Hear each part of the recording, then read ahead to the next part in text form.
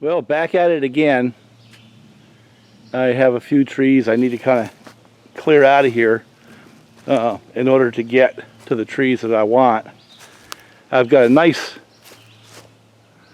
hickory tree right there, and I really don't want to take down a lot of hickory, but I need to cut back into there because I have a couple of very, very large standing ash. They're dying, but they're not dead, so I figure if I can get them out now. And then down the trail ways, there's a couple of very large basswood trees. So if I can get those trees out, that will be a successful afternoon, you know. And plus I can pull some of this down too. I came down with the excavator and took a lot of the topsoil off, so I got down to the hard pan. And yeah, it's still slippery, but I can begin to pull. The two saws I have on the tractor today are my 1980s era 281 and the Holzfforma g288. I've been running that quite a bit, just putting time on it. Last time I had those in a video, I had a pretty beat chain on the 288, so it looked like it was slower. It's about the same. It might be a little more, you know. I left one of the bucking spikes off the Holzfforma, and I put a 24-inch bar on it for a little bit lighter weight as compared to this one right here. They're both heavy beasts, solid built saws, lots of metal. So I put a tank through it. It's running a little bit fat, so as it was getting to the bottom of the tank, it would stall from time to time. And I'm not sure if it was because it was too rich, which it is. So I took a little tiny bit off the bottom side, the low side, and a little bit more idle, which is just opening the throttle just a little bit. So just a little less fuel on the low speed, a little more throttle on the idle, and we'll go and see if we go through another tank without stalling. It only started stalling when it was about empty. We'll set the camera over here, and I'm going to take out the firewood log to make some room, and then I'm going to take out that one tree. We'll drag them up to the shop, and I need to get my wedge driver because I don't have a wedge driver. I forgot to bring one. So I've got reasons to go up. I'd rather go up hauling money than empty-handed. So that's what we're going to do.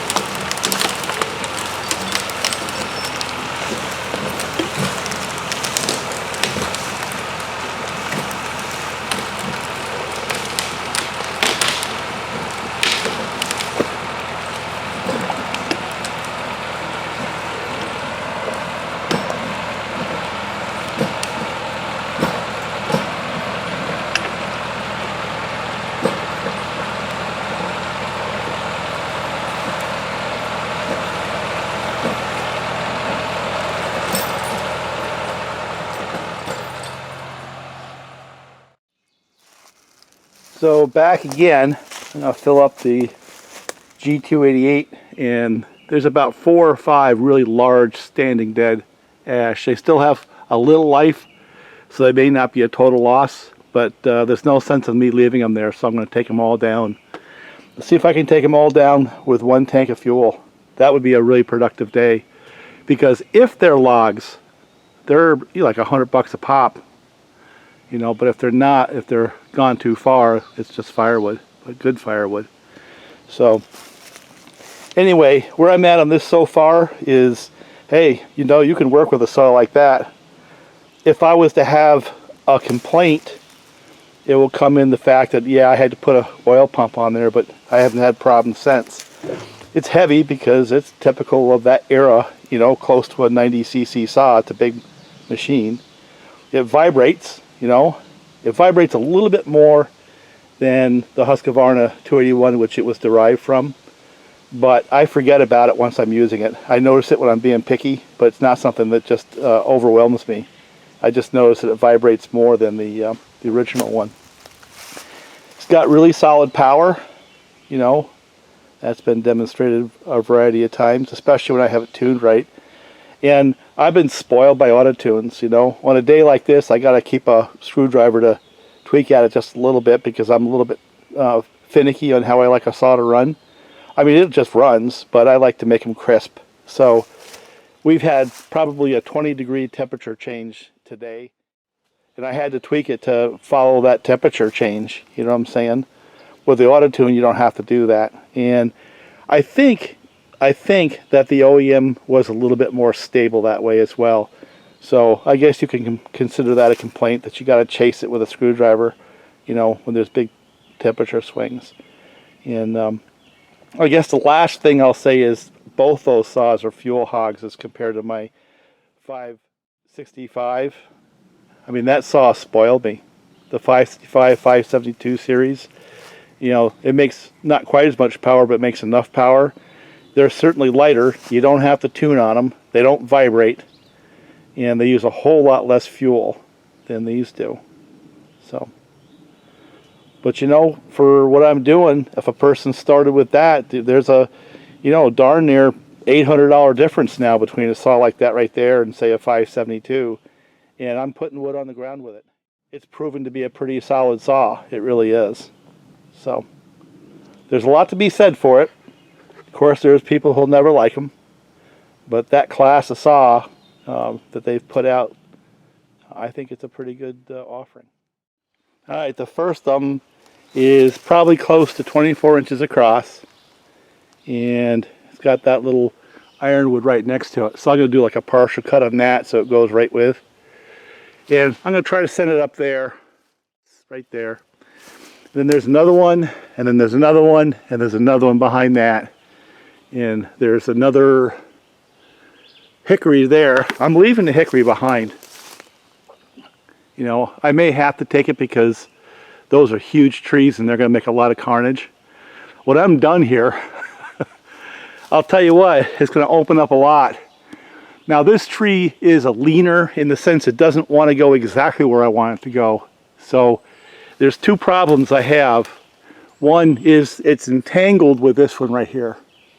If I can make that drop most of the way, I will first. But if you look how it's weighted that way, it actually wants to go back towards the tractor more than it wants to go in the direction that I want it to go. So I'm going to have to wedge it over. And I see a saw log from the base up to where that crotch is. And above that's firewood. So I'll just pull that stick out. So I got a little bit of cleanup work to do, and then I'll get right to it. And my goal is to see if I can get 4 trees down with 1 tank of gas on that Holzfforma g288. That's actually not bad. That's about where I'd want to take a break anyway. So let's see if we can do it.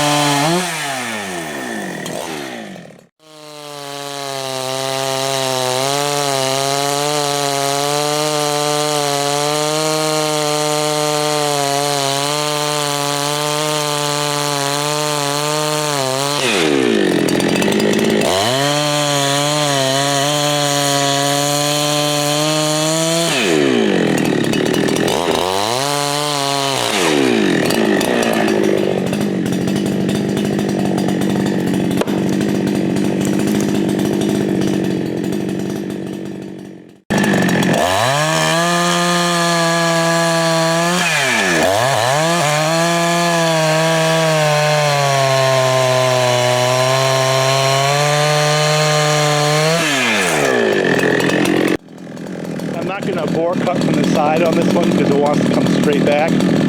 So I'm going to cut from the side this way so I can get a wedge in here.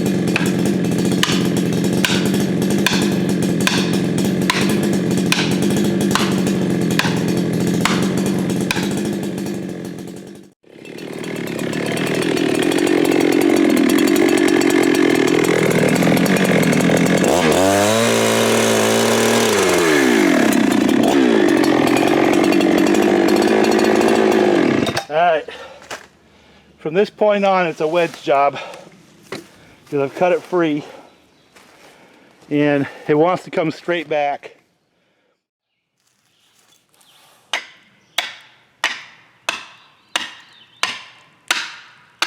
There it goes.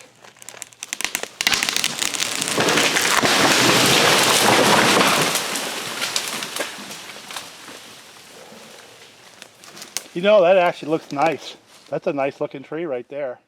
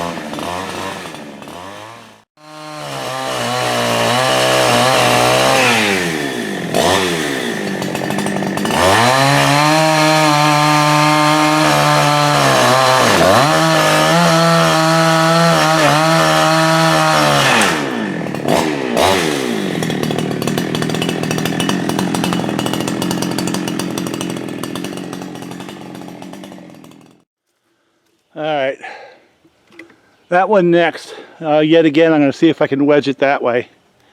See if I can wedge them all that way, and I have sort of a clear spot I can get down in there to hook onto them. So, a little cleanup work with that one, and we'll see if we can wedge that one over.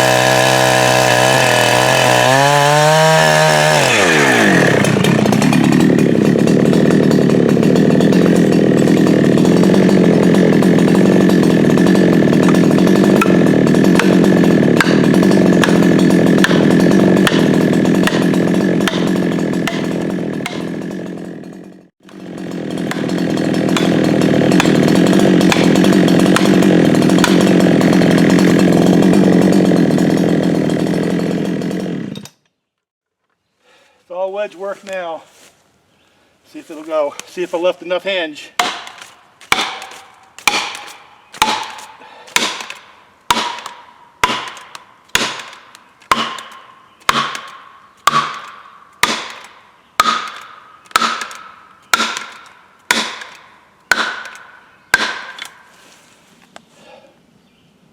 I can feel it.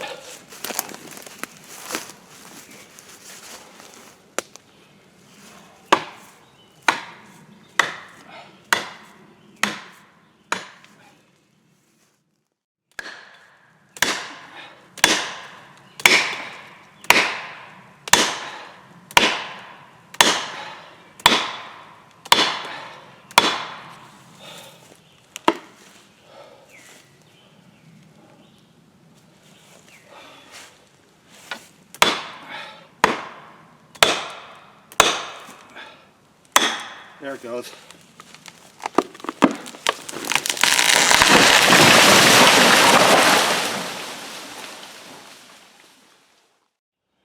You see, this is the stuff you don't see with those cookie cut, my saw is faster than yours type videos, which are virtually useless in my humble opinion, because it's things like the vibration after a couple of hours, the fuel usage, does it start, restart, idle, all those things that you have to do as the day goes on, that either makes it easy to work with a saw or hard.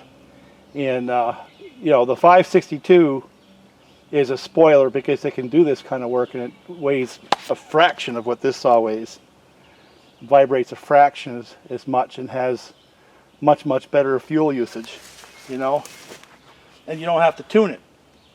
And but that's not just this saw, that's any saw of this era, which is why if a person's making a living with one of these darn things, the cookie cut really doesn't freaking matter. It's this other stuff that does. Well, I'm going to cut this one and chop off some of the top there, come back for it later, and then go for 2 more trees and then see if we can skid them out today. That would be my goal.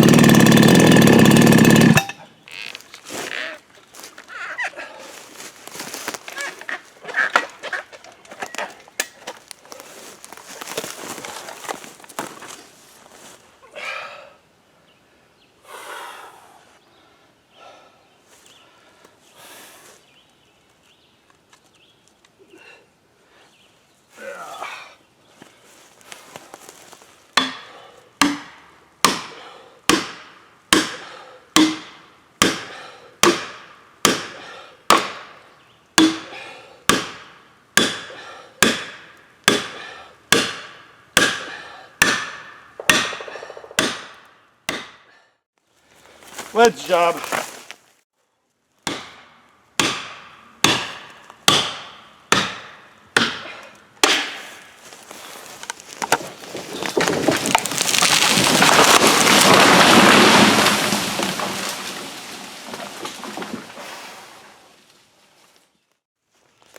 I don't know about the saw, but I'm about beat. Cut the top out of it, and I can start pulling these trees. I think that's all I have in me for saw work today, to be honest with you.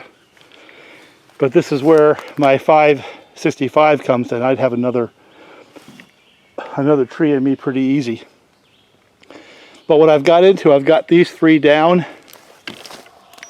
and these trees here, they want to come right on top of these. I might be able to wedge them up that way. That's a possibility, I don't know. But I want to get these out of here so if they fall on a big pile, I won't have a big tangle to sort out with the tractor. You know, as I'm looking, I see a few more up there too that I missed. There's one way up there, 2, 3, 4, 5, 6, 7, 8. I see 8 more of the same caliber tree right here.